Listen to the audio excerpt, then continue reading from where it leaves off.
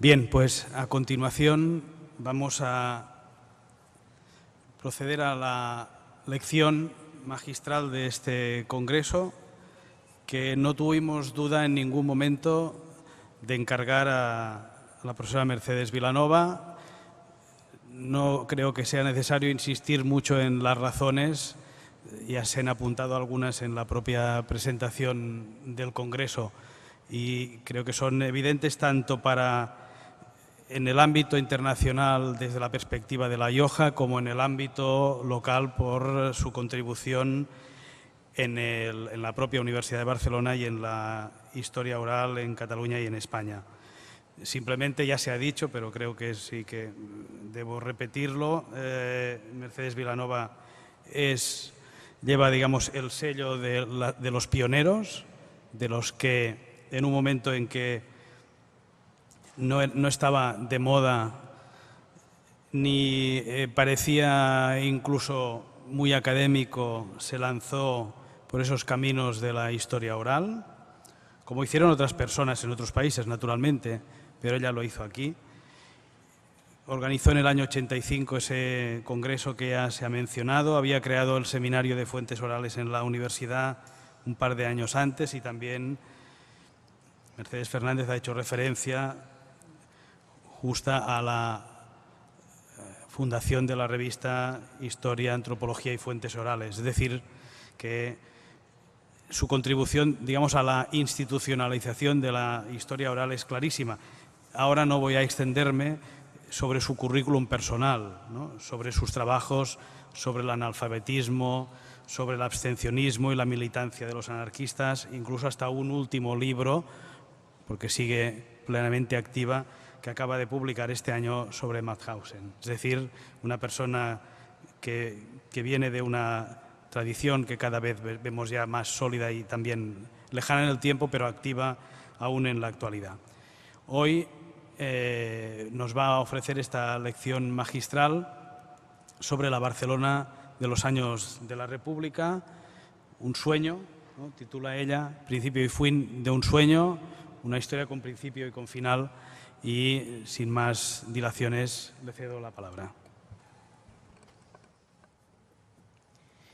Mis primeras palabras serán de agradecimiento al rector magnífico de la Universidad de Barcelona, profesor Dídac Ramírez, al Departamento de Historia Contemporánea, liderado por el profesor Carles Santacana, y al Consejo de la Rioja, presidido por Ana María de la O. Castellanos,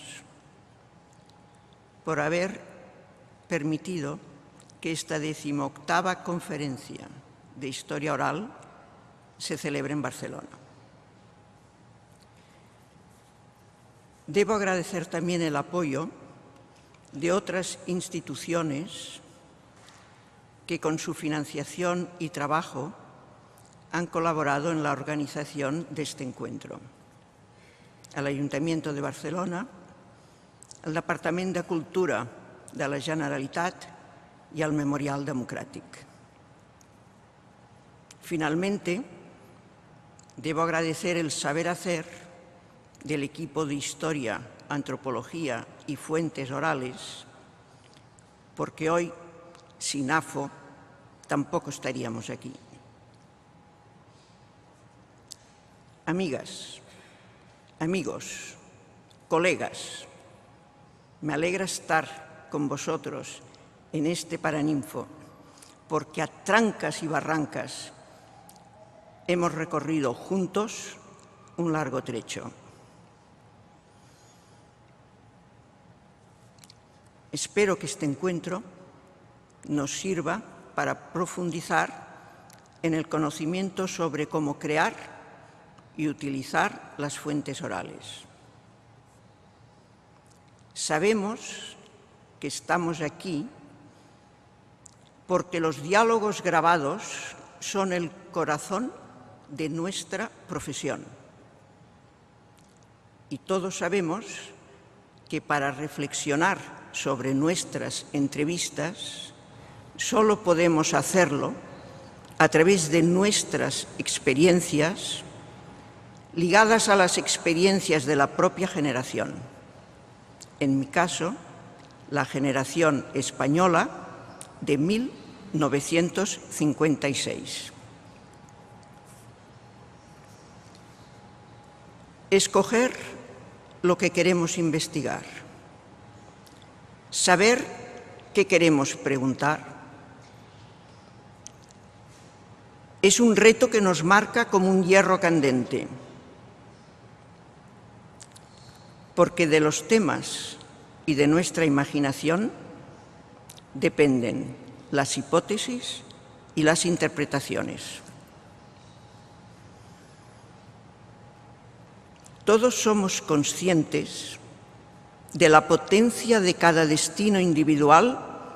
Si se pregunta con acierto, puede abrir puertas insólitas. Y para demostrarlo, ahora mismo les resumiré e intentaré sintetizar brevemente el núcleo duro de lo que he aprendido a través de las entrevistas. Y lo haré iniciando esta charla con 3 frases que serán el marco de referencia de esta conferencia. Situémonos en 1931, cuando se proclamó la Segunda República Española. Primera frase. Los obreros no tenían los conocimientos suficientes para manejar la economía. Dependían de quienes sí sabían. Segunda frase. Los militantes anarquistas iban a votar y organizaban a las mayorías afiliadas o no para que también fueran a las urnas. Y tercera frase. La población analfabeta, a pesar de ser mayoritaria, no ha sido tenida en cuenta por la historia escrita. Detengámonos en la primera afirmación, en la primera frase. Al preguntar por qué fracasó la revolución social en una coyuntura tan extraordinaria como la de 1936, obtuve varias respuestas que no voy a detallar aquí. Únicamente apuntaré que la derrota se debió a un hecho trascendental y de sentido común que ha sido ocultado. Independientemente de la situación europea prebélica, del golpe militar que inició nuestra guerra civil y de la conciencia que tenían los obreros de estar sometidos hasta el punto de considerarse esclavizados, se ha silenciado que las mayorías y sus líderes de entonces no tenían los saberes necesarios ni la experiencia suficiente para dirigir la economía y el cambio político y social que anhelaban. Desde entonces sé que ni ayer ni hoy, sin una cultura de élite y la capacidad de imaginar unas relaciones sociales distintas, no es posible cambiar nuestra manera de vivir personal y colectiva. Esa fue una gran lección de las fuentes orales. Vayamos a la segunda frase, a la segunda afirmación. De la República, durante el periodo inmediatamente anterior a la Guerra Civil, me pregunté qué supuso el sufragio. Para responder, rehice todas las trayectorias electorales posibles vividas en Cataluña. Utilicé técnicas de gran alcance matemático y proyecté sus resultados sobre diversos territorios, incluso sobre domicilios particulares, a partir de una cartografía minuciosa e inédita que ha sido uno de mis mayores retos.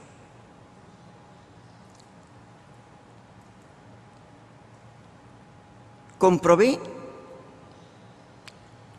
que electores habían sido abstencionistas o votantes constantes o intermitentes, fueran hombres y mujeres, y únicamente después inicié las entrevistas con aquellas personas que a través de la documentación habían tenido un comportamiento electoral particular.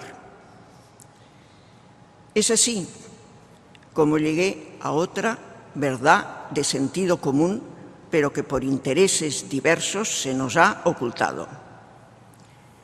Pude demostrar que no se siguió la consigna abstencionista no votar, porque fueron los amos quienes, incapaces de comprar el voto o el sentido del voto, como habían hecho durante más de un siglo, indujeron a quienes consideraban que eran sus obreros a la abstención.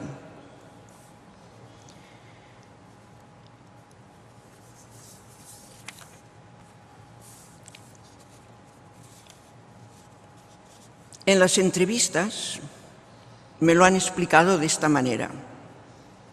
A los amos no les gustaba que fuésemos a votar, y si no ibas, te trataban mejor. En este caso, la utilización de estadísticas y fuentes orales me permitió destruir un mito potente que ha actuado en las mentes de las gentes y de los historiadores, con la fuerza de un espejismo hipnotizador. Al deshacer esta falacia de asociar abstención electoral con anarquismo, se le dio un vuelco a la interpretación historiográfica tradicional. Esa fue otra gran lección de las fuentes orales. A través de estos estudios que a grandes pinceladas les estoy resumiendo, me di cuenta de la importancia de reflexionar teniendo en cuenta la realidad del analfabetismo. Abordo, pues, la tercera afirmación, la tercera frase. Los analfabetos nunca aceptaban ser entrevistados. Fue este rechazo sistemático el que me puso sobre la pista y decidí buscarles uno a uno, aunque tardara meses en encontrarles. Puedo asegurarles que toparme con una realidad para mí tan próxima e inimaginable fue un acontecimiento iniciático. Tal vez porque en los diálogos mantenidos se convertían en espejos de mi identidad. Ellos sabían quién era yo, pero yo no sabía quiénes eran ellos.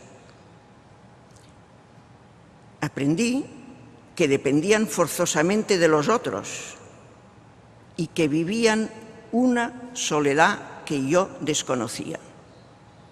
¿Con quién están cuando están solos?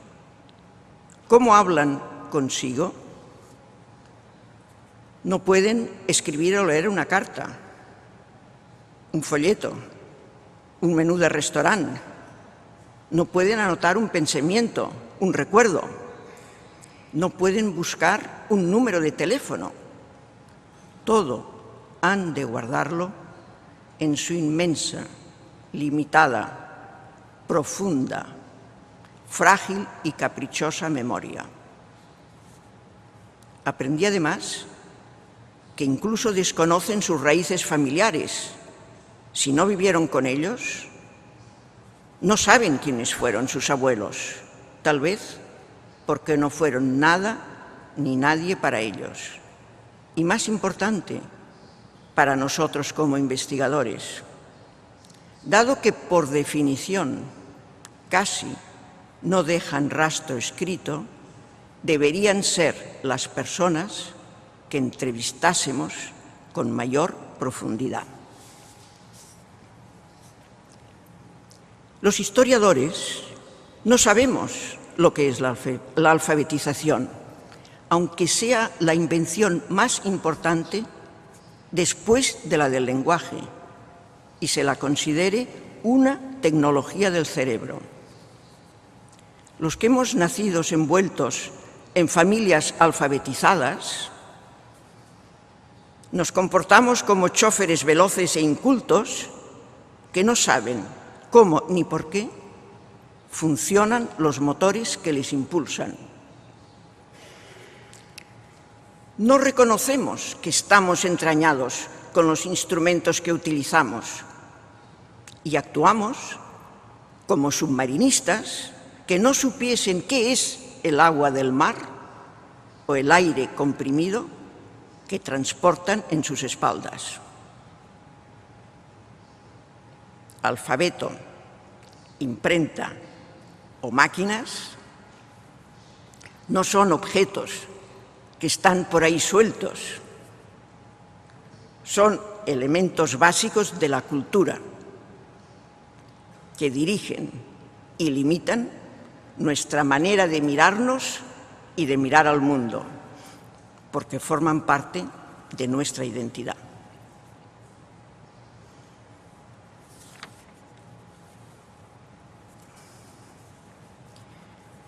Con el estudio de los analfabetos, de manera casi mágica, se unía la urgencia del cambio anhelado por los anarquistas y la democracia parlamentaria que defendían los moderados.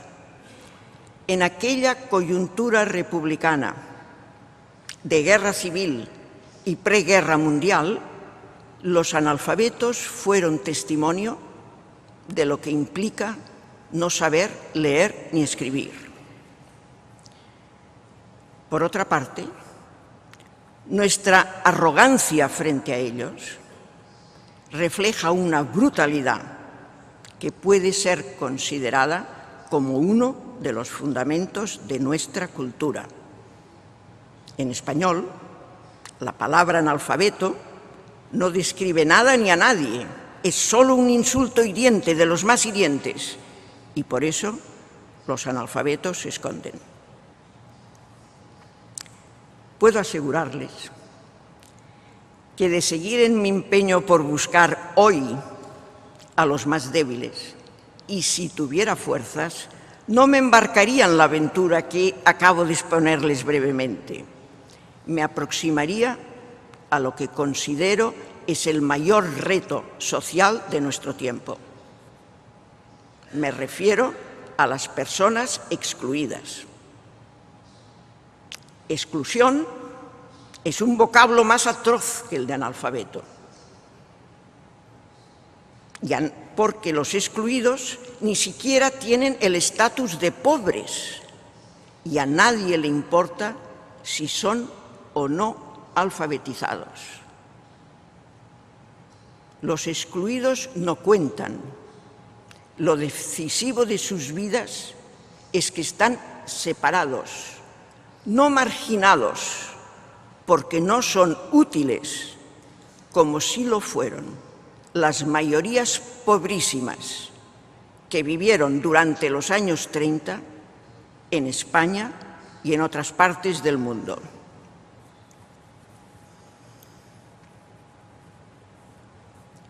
Los excluidos han sido encerrados en lugares llamados de tránsito, aunque para ellos no sirven mapas ni carreteras, pues no hay un adónde, como sí lo hubo para las personas que vivieron en Barcelona durante la República y a las que yo me he aproximado. A mediados del siglo XX, cuando inicié en esta universidad mis estudios, era casi imposible plantearse la autognosis de la humanidad que hoy la globalización impulsa. Entonces, para definir la realidad económica y social del planeta, utilizábamos adjetivos como primero, segundo y tercer mundo.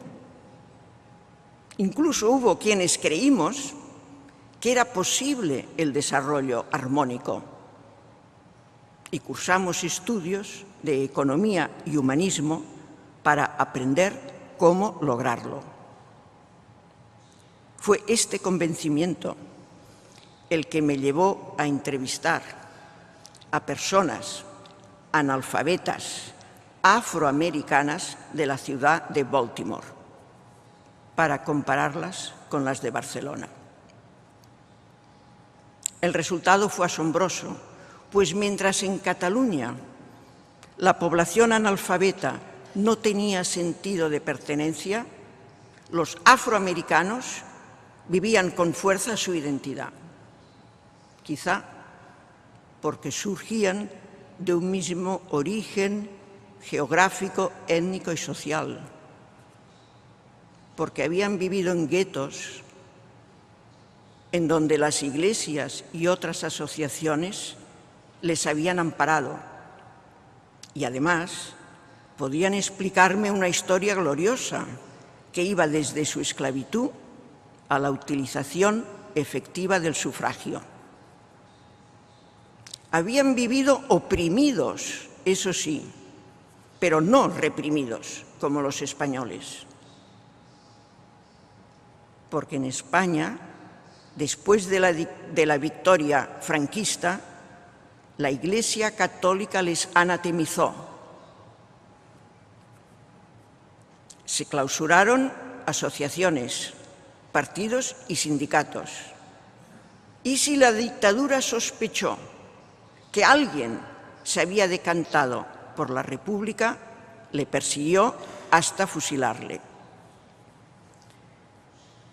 A pesar de estas diferencias grandiosas, que nada tenían que ver con el desarrollo, seguí fiel al lenguaje de la época y publiqué un libro titulado El cuarto mundo en Baltimore. Puedo asegurarles que hoy no utilizaría esas palabras. La versión española, Voces sin letras, se ajusta mucho más a la realidad.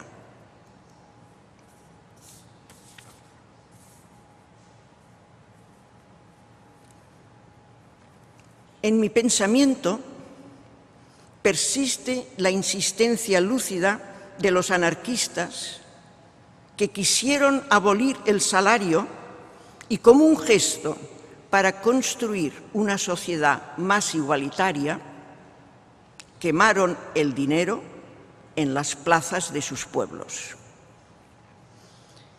Su filosofía adquiere vigencia en estos momentos de frenesí del capitalismo financiero y del despilfarro, cuando ya hay quienes piden una renta general básica para empezar a paliar los estragos que produce nuestro sistema. Anarquistas de los años 30, sobre todo andaluces y catalanes, pero también venidos de otras partes de España y del mundo, dieron sus vidas por construir algo que hoy es ineludible si queremos evitar la destrucción del planeta. Dados los medios de que disponemos para producir en un tiempo récord y sin gran esfuerzo lo que necesita la humanidad para sobrevivir, el salario universal es posible. La cuestión está en saber definir la transición hacia relaciones sociales nuevas, aunque la gran dificultad radica en que somos incapaces de concebir que sean deseables y posibles. Y más importante, no sabemos imaginarlas. Como afirma el sinólogo y filósofo Jean-François Villeté, la palabra salario es antigua, proviene de la raíz sal, una sustancia común indispensable para la vida. Cuando se inició el movimiento internacional de historia oral, afirmábamos que dábamos la voz a quienes no la tenían. Definíamos a esas gentes de etnologías diferentes como marginadas, derrotadas, esclavizadas. En Cataluña yo les he llamado mayorías invisibles. El para qué de muchos era rescatarles del olvido para insertarles en la historia escrita. Incluso, con arrogancia, afirmábamos que devolvíamos la historia al pueblo. En aquel entonces, obsesionada por el cambio, no me alerté ante la inevitable continuidad y desprecié lo que permanece. Quizá porque en mi juventud trabajaba deslumbrada por lo que creía sería otro mundo y creía que si averiguaba por qué mis antepasados habían fracasado, no volvería a ocurrir la misma derrota.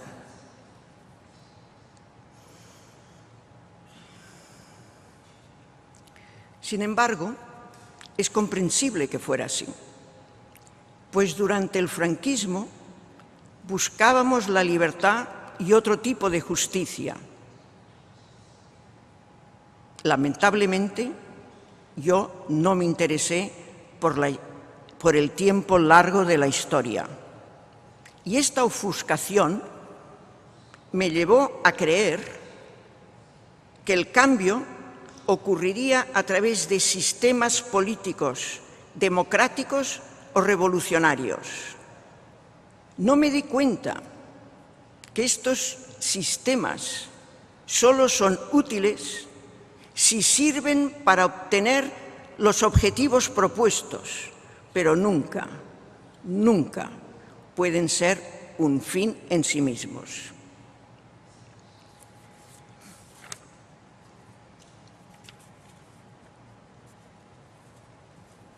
Este hecho que acabo de afirmar es y fue percibido lúcidamente por la ciudadanía y en buena medida explica la ausencia o el silencio en las asambleas y también explica gran parte de la abstención electoral. Las mayorías participan siempre solo para perder menos, nunca para ganar. Y esta fue una gran lección de las fuentes orales. El carisma y la soledad de los líderes obreros durante la República fue paradigmática, pues vivieron entre una masa semialfabetizada que difícilmente podía reivindicar nada, y el rechazo de partidos, patronal y gobiernos con la imposibilidad de llegar a acuerdo alguno. Esta intransigencia de clase, de quienes además dominaban los medios represivos, explica el mito de la espontaneidad de las masas como único recurso teórico y la convicción de que la revolución estaba en la esquina como única esperanza. Lo cierto es que durante la revolución las personas acaudaladas dominaban perfectamente la economía y sabían cómo manejar las situaciones laborales conflictivas. Tenían espías y aliados y estaban bien informadas de lo que ocurría en sus empresas. Además, y este dato es demasiadas veces ignorado o silenciado, los amos y los intelectuales que les servían formularon un imaginario útil para sus fines contrarrevolucionarios. Fueron ellos los que se sacaron de la manga que en nuestro país la democracia no era viable porque los obreros eran utópicos, primitivos, salvajes, incapaces de entender una ley electoral complicada, con listas abiertas y no bloqueadas, y que por eso no iban a las urnas, cuando en realidad eran ellos quienes compraban la abstención. Fueron ellos quienes, al estallar la guerra civil, huyeron, abandonaron sus empresas y obligaron a los obreros a hacerse cargo de ellas si no querían que la ciudad colapsara. Se inventaron además la rapacidad y violencia obrera cuando ellos utilizaban la ley de fugas y entraban a caballo en las colectivizaciones para impedir las asambleas. Montaron toda esa parafernalia para justificar primero la financiación del golpe militar y después la dictadura con su represión y venganza. Tal vez el colmo del cinismo de lo que les estoy explicando lo representa alguno de nuestros historiadores más renombrados cuando escribe que los desmanes ocurridos en Barcelona se debieron a esos centenares de miles de gentes inmigradas de toda España con sangre extraña que hicieron que en Cataluña se perdiera la carta de navegación política durante la República y la Revolución. Gracias a los muchos años transcurridos, creo que entiendo mejor lo que fue el anarquismo como una actitud vital ante la vida. En mi madurez he reflexionado sobre el comportamiento humano en situaciones límite, como son las revoluciones, el terror o la vivencia en los campos de explotación y exterminio nazis. Debo agradecer esta última posibilidad a los profesores Gerhard Botz y Alexander von Plato, a los investigadores que han sabido aglutinar y que muchos forman parte de esta audiencia. En las colectivizaciones y en los campos de concentración he encontrado ejemplos de que no siempre fue posible salvaguardar la dignidad como individuo y al mismo tiempo trabajar con los que vencen, sean del signo que sean.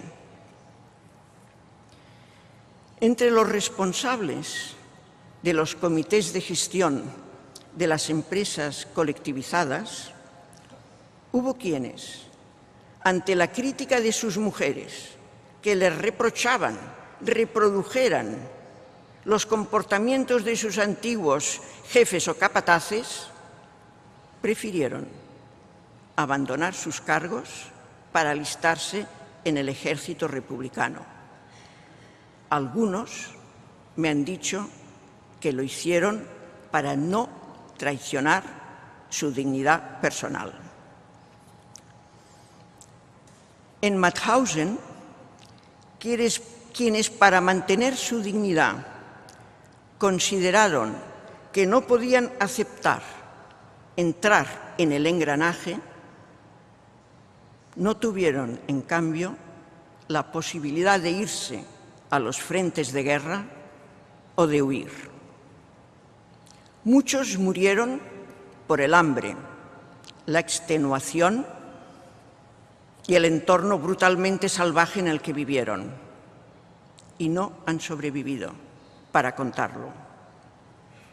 Otros tuvieron la capacidad de compatibilizar la dignidad personal con su integración en los mandos del campo, y pasaron por dos infiernos, el del campo y otro posterior, tal vez peor,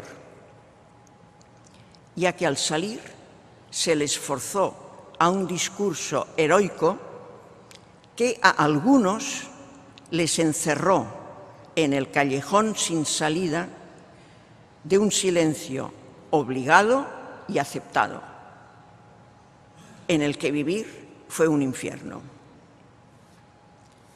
Las palabras con las que concluyo mi libro más reciente, Mauthausen después, nos responsabilizan a escritores y lectores, porque mi hipótesis es que no queremos ver lo más cercano e invisible, porque podría cuestionarnos, y preferimos mitificar el pasado para no conocer la realidad. Afortunadamente, gracias a los avances de la sociedad del conocimiento, disponemos hoy de los instrumentos necesarios para construir otras leyes del vivir y del actuar. Y podemos dar un salto gigantesco como el que representaron el lenguaje, el alfabeto o la imprenta. A mediados del siglo XIX, Nietzsche escribió, en plena revolución industrial, todos los humanos somos experimentos. Lo hemos sido siempre. Y apostilló, seámoslo a conciencia. Os propongo, pues, que a pesar de nuestra fugacidad, no nos dejemos arrebatar el futuro. No ignoro que quienes estamos aquí nos dedicamos al pasado, a comprenderlo, interpretarlo, imaginarlo. No somos futurólogos y sí somos avaros de ese ayer que consideramos de nuestra propiedad. Y no queremos que nos roben la memoria, que nos silencien, que dejen de reconocernos. Sabemos, eso sí, que la trampa por excelencia que practicamos es la historia escrita, llena de inexactitudes, tergiversaciones, invenciones. No quiero terminar esta charla sin deciros que me alegra que este encuentro se celebre nuevamente en Barcelona. Entre otros motivos personales, porque esta ciudad durante los años 30 fue faro mundial del anarquismo, fue el centro de gravedad de la intelectualidad progresista, fue el lugar emblemático al que acudieron gentes de todo el mundo para defender la democracia y para defender la revolución. Gentes que se deslumbraron al ver cómo los obreros invadían calles y plazas y cómo las mujeres se liberaban del yugo masculino para bailar y cantar ante la nueva situación social. Ellas, y no ellos, fueron las que encarnaron mejor el espíritu de libertad de los tiempos, porque no solo quisieron liberarse del yugo masculino, de jefes y capataces, sino que también lucharon contra militantes y líderes que muchas veces eran sus propios compañeros o maridos, porque las obligaban a trabajar más. Para ganar la guerra, les decían, y les prohibían cantar en las empresas. Barcelona fue entonces un microcosmos inaudito en el que crecieron toda clase de mitos y leyendas de las que todavía hoy vivimos. Fue una ciudad donde se luchó contra el provincianismo, el centralismo y la esclavitud laboral. Muchos barceloneses vivían hacinados en barracas que ellos mismos habían construido en las playas y montañas que nos rodean. Personas que me han dicho que en 1931 La instauración de la República representó o fue para ellas como tocar el cielo. Seguramente en sus ensoñaciones se adelantaron al salto que representó en 1992 la apertura de la ciudad al mar, junto a la dignificación de la periferia obrera. Quienes hemos vivido esas esperanzas, tragedias y cambio, no podemos dejar de sentir un orgullo de pertenencia. Amigas, amigos, sed bienvenidos a esta ciudad. Finalmente, dejadme deciros que deseo que esta conferencia nos permita seguir siendo lo que hemos sido siempre. Un grupo poco organizado porque busca la libertad y no el poder. Un grupo de personas que queremos escribir una historia sin adjetivos, con fuentes orales. Y sobre todo, dejadme expresaros mi deseo de que nos siga alegrando vernos cada 2 años. Gracias por estar aquí.